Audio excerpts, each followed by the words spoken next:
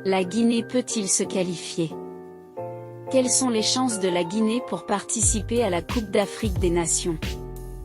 Que dit la loi sur la litige concernant le joueur Ibrahima Am?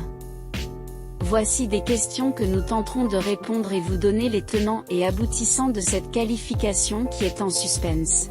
Bienvenue sur la chaîne YouFootsilly, une chaîne qui parle du sport en général et plus précisément du football mondial africain et guinéen. Si vous n'êtes pas abonné, abonnez-vous, likez pour ne rien manquer des nouvelles vidéos qui arrivent et surtout pour soutenir la chaîne et mettez un pouce bleu pour m'encourager.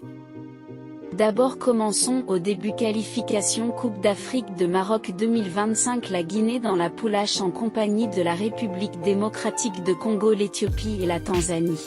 La Guinée, après le débarquement de Kaba Diawara, ancien coach qui avait réussi à hisser la Guinée parmi les 8 nations à la CAN, a été remplacé par son ancien adjoint, Charlie Pakia, qui a commencé les qualifications pour le match aller au stade de Martyrs de Kinshasa, où le Sili a suité à l'extérieur et a reçu la Tanzanie quelques jours plus tard au stade de Debampé à Abidjan. Ces matchs aussi va se solder par une défaite 2-1. Une deuxième défaite en 2 sorties, la plus mauvaise départ que la Guinée n'a jamais connue durant ces 20 dernières années.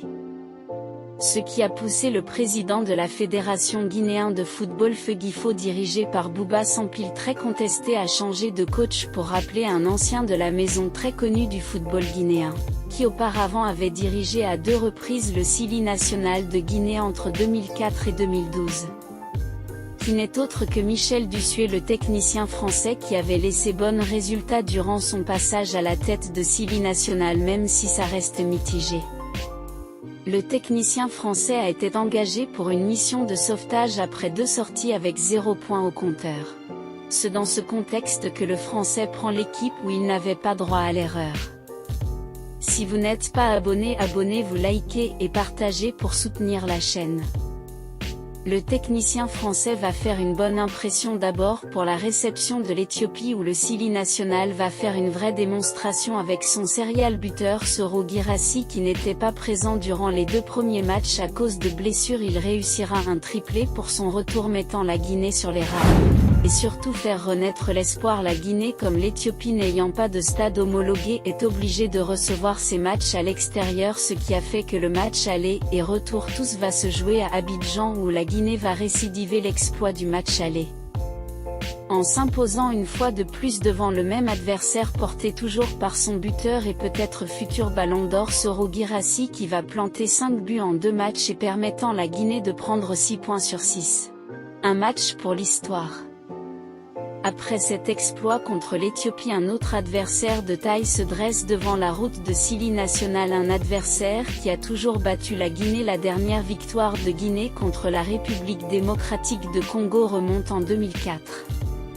Au temps de Aboubacar Titi Camara, dirigé à l'époque aussi par Michel Dussuet. Le match contre les Léopards de Congo à tenir tous ses promesses tant au plan technique tactique, mais qui aussi va tourner à l'avantage du Sili national de Guinée.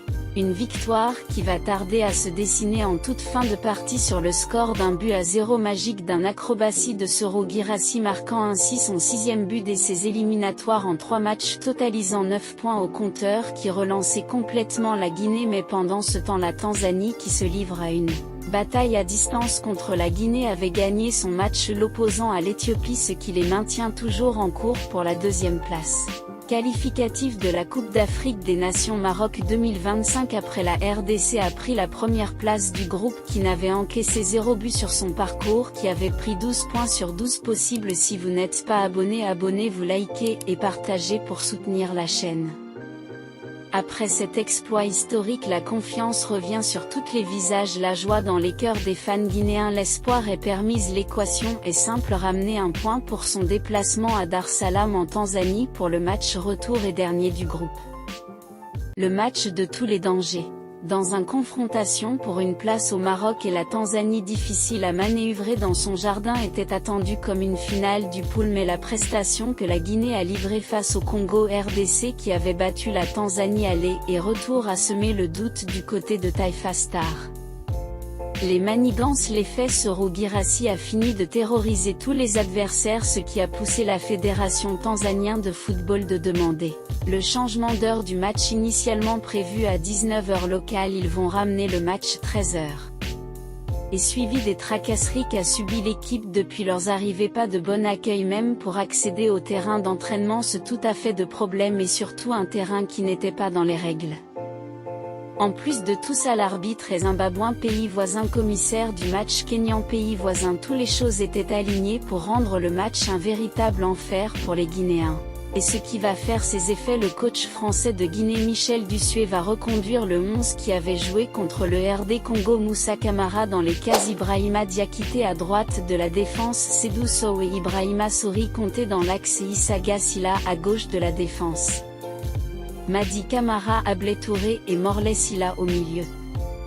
François Kamano, Sedouba Cissé et Soro Guirassy à l'attaque. Le match débute sur une grande chaleur. Les joueurs guinéens, en majorité évoluant en Europe, vont s'étouffer sur cette chaleur et vont rester méconnaissables après les efforts fournis contre le RD Congo et une manque de repos conséquent. La Guinée va souffrir dans ce match. Malgré tout ça, la Guinée va se procurer une meilleure occasion en première période, mais Madi Camara va mettre le ballon sur la barre transversale.